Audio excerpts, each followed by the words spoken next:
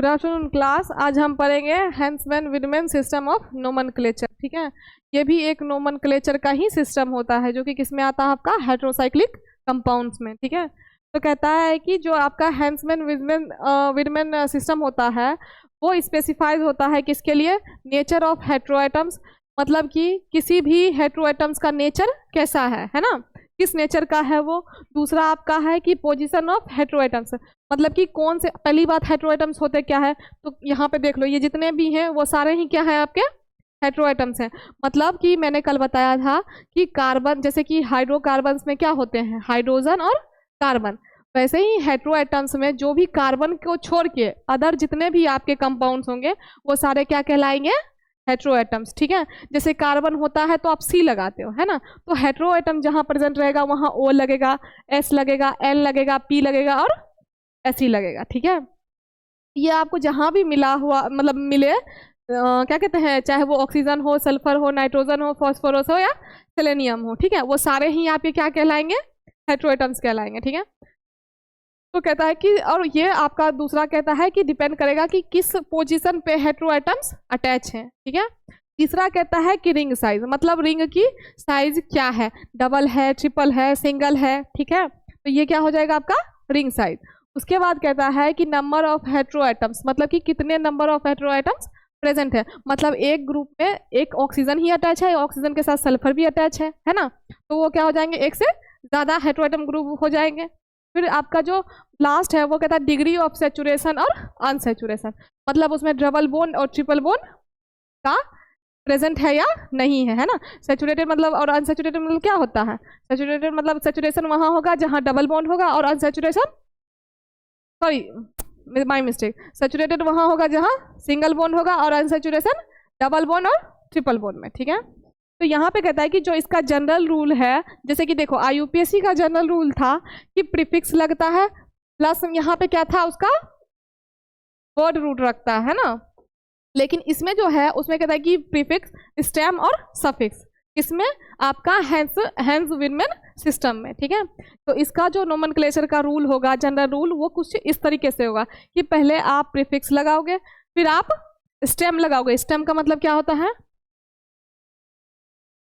Stem का मतलब क्या होता है, हाँ, स्टेम का मतलब नहीं पता, हाँ ठीक है, तो वो क्या हो जाएगा, उसका मतलब क्या होता है। अब देखो कोई भी मान लो कि, जैसे मान लो कि ये इस तरीके से रिंग अटैच है ना, इसके नीचे आ गया, फिर इसके नीचे आ गया, ये स्ट्रक्चर इस तरीके से जा रहा है ना, और ये आ गया, तो ये क्या हो जाएगा उसका, है ना, कि वो मेन जो एक वो है उससे वो अटैच है ना। तो ये हो गया कि प्रीफिक्स मतलब हो गया कि जो हेटेरोएटम्स के प्रेजेंट को इंडिकेट करेगा। ठीक है, कि हेटेरोएटम यहाँ पे कौन सा प्रेजेंट है।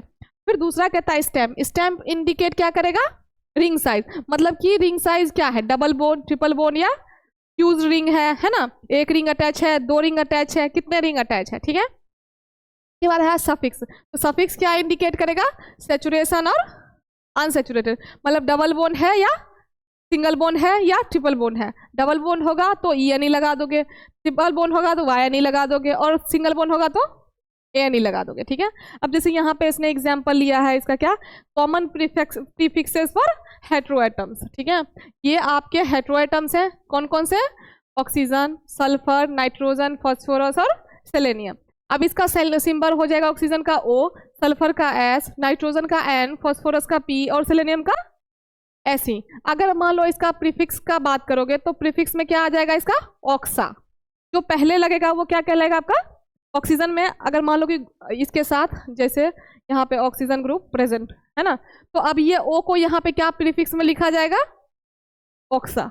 ठीक है, वहीं पे अगर मान लो सल्फर रहेगा तो सल्फर को थाया, मैंने बोला है कि S को हमेशा थाया से रिप्रेजेंट किया जाता है ना। उसके बाद अगर मान लो नाइट्रोजन रहेगा तो एजा, और फॉस्फोरस रहे तो फॉस्फा, और सेलेनियम रहे तो सेलेना।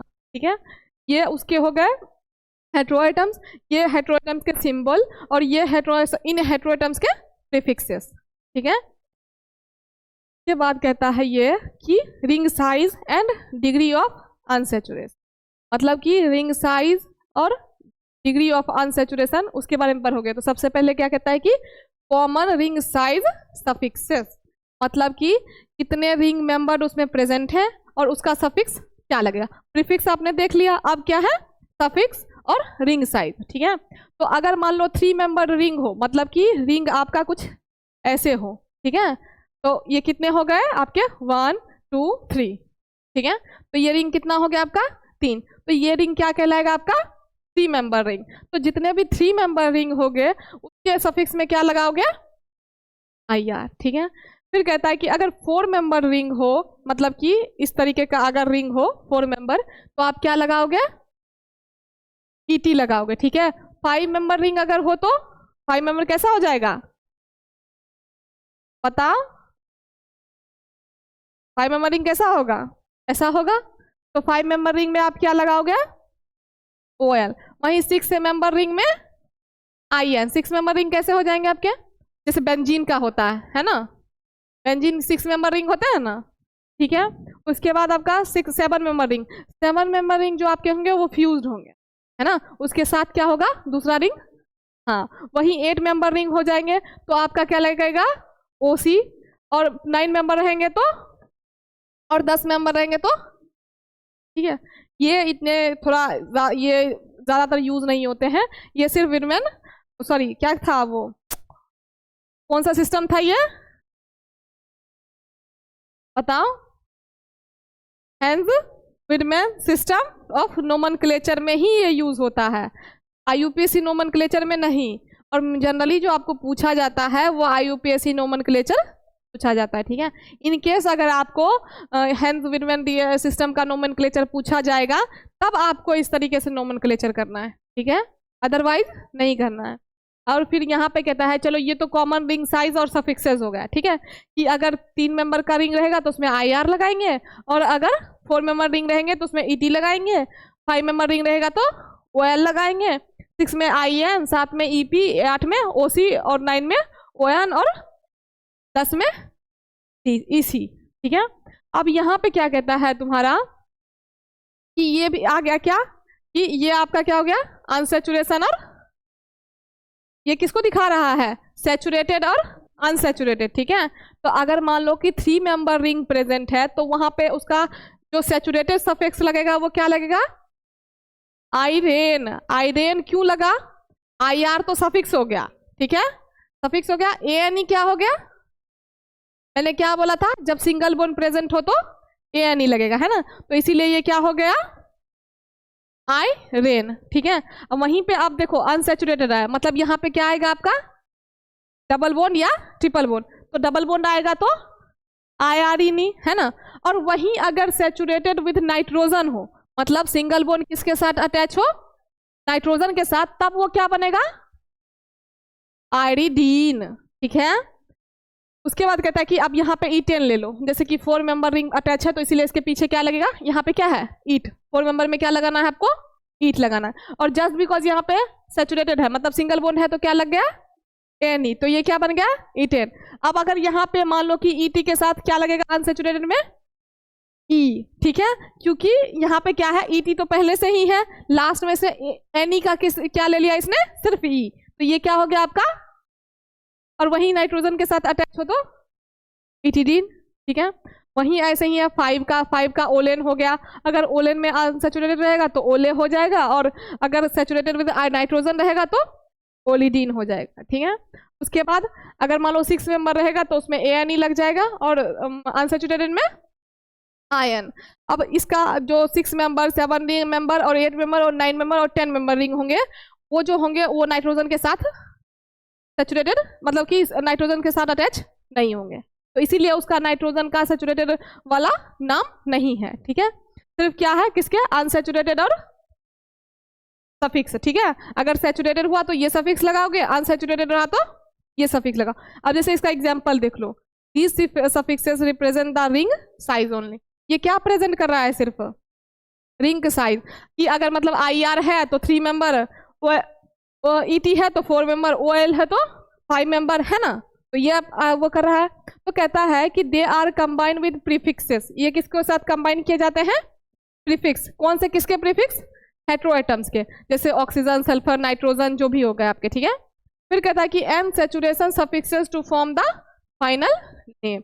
उसके बाद हम क्या देखते हैं उसमें कि डबल बॉन्ड प्रेजेंट है या सिंगल बॉन्ड प्रेजेंट है ना, तो उसके हिसाब से तब उसका फाइनल नेम बन जाता है आपका। जैसे अभी आपने लगाया IR में ANE है ना, तो IR उसका क्या था? हेटेरो एटम था ना, और ANE जो उसमें लगा था वो क्या था? क्या था उसका? सफिक्स, मतलब सैचुरेशन सफिक्स, मतलब सिंगल बॉन्ड प्रेजेंट है या डबल बॉन्ड प्रेजेंट है। तो IR में जब हमने ANE लगाया तो पूरा नाम क्या बना? आयरेन, है ना। तो वहां पे आप कहता है कि जैसे एग्जांपल में ले लो ऑक्साजोल, ठीक है। अब जो आपका ऑक्सा है वो क्या डिनोट कर रहा है यहाँ पे? ओ, यहाँ पे मैंने तुम्हें पढ़ाया था कि कहाँ गया, हाँ यहाँ देखो, नाइट्रोजन को ग्रुप को क्या कहते हैं हम? एजा कहते हैं ना। तो यही बात उसने यहाँ पे ये बताया है कि जो ऑक्साजोल है उसमें ऑक्सीजन अटैच है, एजा ग्रुप है और OL है, मतलब ये 5 मेंबर रिंग है, ठीक है। जो ऑक्साजोल है वो आपके कितने मेंबर रिंग है? 5 मेंबर। तो उसमें ऑक्सीजन है और क्या है? नाइट्रोजन है, तो दोनों मिलके यहाँ पे क्या बनाया? ऑक्साजोल। अब जस्ट बिकॉज इसमें 5 मेंबर रिंग है इसीलिए मैं OL लगा है, ठीक है। लगा था ना OL, उसके बाद ओले ऐसे करके ओलिडीन बना था ना, अगर नाइट्रोजन के साथ रिएक्ट किया तो अब कहता है यहाँ पे कि ऑक्साजोल जो आपका बना, ऑक्सा ऑक्सीजन हो गया, एजा नाइट्रोजन हो गया, OL आपका 5 है, और यहाँ जो ऑक्साजोल में E लगा है वो किसको रिप्रेजेंट करता है? अनसैचुरेशन को, अगर मतलब डबल बॉन्ड हुआ तो, ठीक है। तो ये बन गया आपका क्या? ऑक्साजोल। तो इसी तरीके से मान लो कि और भी नेम इसके लिखाएंगे, ठीक है। अब यहाँ पे ये कह रहा है कि जो आपका सैचुरेटेड या अनसैचुरेटेड क्या होता है, ठीक है। इसको हम कल पर डिस्कस करेंगे, ठीक है।